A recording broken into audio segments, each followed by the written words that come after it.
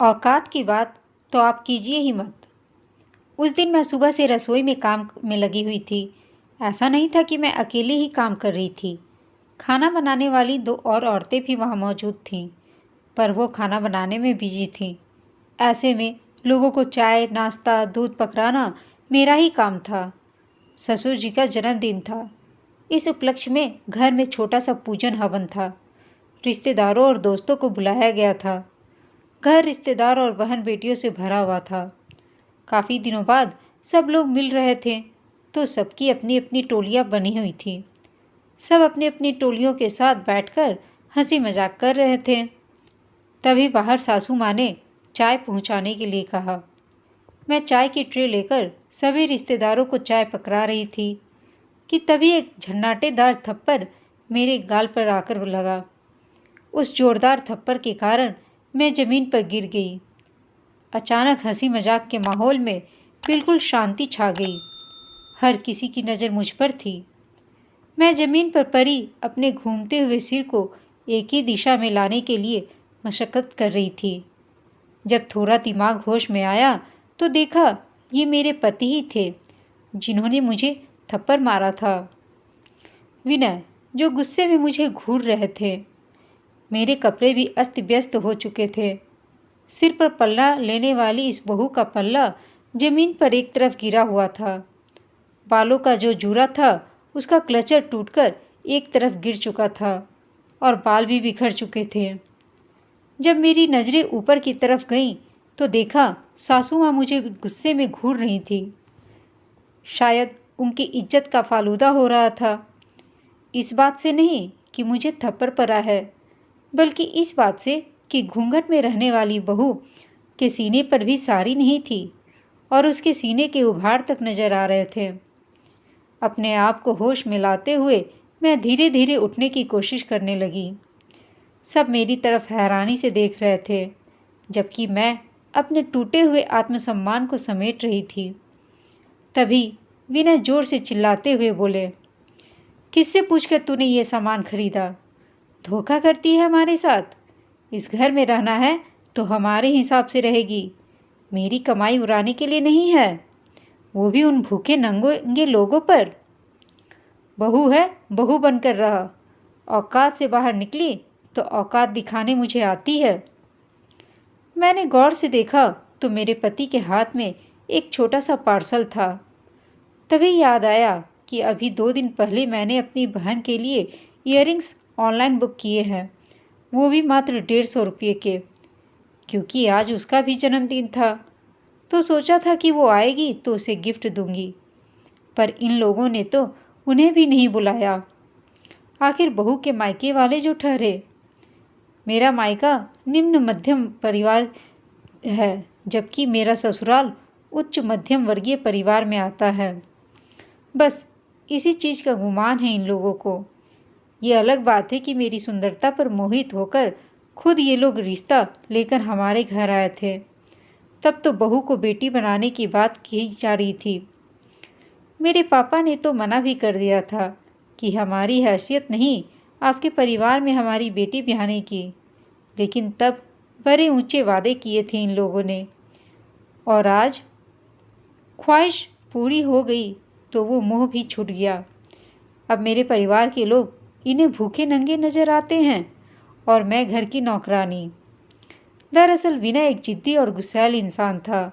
इस कारण की शादी नहीं हो पा रही थी, इसलिए एक गरीब घर की लड़की को ये लोग अपने घर में बहू बनाकर ले आए। पर शादी के बाद से आज तक मेरे मायके वालों को इन लोगों ने कभी किसी प्रोग्राम में नहीं बुलाया। तभी मेरी सासू माँ अपने बेटे की हरकत सही बताते हुए बोली, अब पति बेचारा क्या करे जब पत्नी ही उसकी भावनाओं को ना समझे तो? अरे, जब उसे पसंद नहीं है तो क्यों खरीदती है ऑनलाइन? पैसे कोई पेड़ पर नहीं थोड़े ही ना उगते हैं। ऊपर से जब रहना इसी घर में है तो क्यों याद करती है अपने मायके वालों को? फिर मेरी तरफ बढ़ते हुए सासू माँ ने मेरा हाथ पकड़ा और मुझे अंदर कमरे में ले जाते हुए कहा, चल बहू, अंदर चल, जाकर पहले कपड़े सही कर, बहुत काम पड़ा है। मन नफरत से भर उठा। यहाँ मेरे स्वाभिमान के टुकड़े टुकड़े हो गए और इस औरत को काम की परी है। फिर भी कमी मुझ में ही निकाल रही है। अपने नालायक बेटे को कुछ नहीं कह रही। इतने सारे रिश्तेदार मौजूद हैं यहाँ, एक के मुंह से भी कुछ भी बोल नहीं फूट रहा। खैर, मैं अंदर के कमरे में आ गई। शायद पहुंचा दी गई। पीछे पीछे मेरी ननद भी आ गई। मेरा हाथ मुंह धुलवाकर कपड़े बदलवा दिए। इतने में मेरे पति विनय ने अंदर आते हुए कहा, तुम जैसी औरतें यही डिजर्व करती हैं। आइंदा मुझसे पूछे बगैर कुछ भी किया तो देख लेना। पति हूँ तुम्हारा, याद रखना। यह कहकर वो तो बाहर चलते बने। पीछे से ननद ने भी तंज कसा, क्या भाभी, इतनी ऐशो आराम की ज़िंदगी रास नहीं आ रही है आपको? क्यों फालतू का गिफ्ट खरीदना अपनी बहनों के लिए? उन्हें उनकी ज़िंदगी में मस्त रहने दो और आप अपनी ज़िंदगी में मस्त रहो। मुझे सलाह देकर वो मुझे अपने साथ बाहर लेकर आ गई। मुझे बाहर आते ही सासू माँ ने मुझे काम पर लगा दिया। जा बहू, सबके लिए शरबत बना कर ले आ। सबसे पहले मैंने एक फ़ोन कॉल किया अपने पापा को किया। उसके बाद मैंने सबके लिए शरबत बनाया और बाहर सबको पकड़ाया भी। लेकिन मैं अपने पति विनय के पास शरबत देने नहीं गई। यह देखकर सासू माँ ने कहा, क्यों उकसा रही है उसे बेवजह? उसे भी शरबत दे आ। पति से भी भला कोई नाराज़ रहता है क्या? मन मारकर शरबत के चक्कर में अपने पति के पास गई। वो अपने दोस्तों से बातें करने में मग्न था। जब मैं ट्रे लेकर उनके पास पहुंची तो वह अपने दोस्तों को एक बॉक्स दिखा रहे थे और कह रहे थे, यह देखो, मैंने एक नया मोबाइल लिया है अपनी छोटी बहन को गिफ्ट करने के लिए। कैसा लगा? पूरे 18,000 का है। बस वो गिफ्ट देखकर मेरे तन बदन में आग सी लग गई।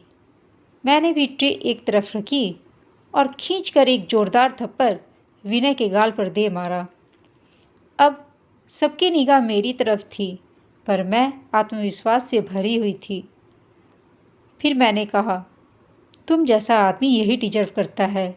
किससे पूछकर तुमने यह गिफ्ट खरीदा? पत्नी हूँ तुम्हारी, याद रखना।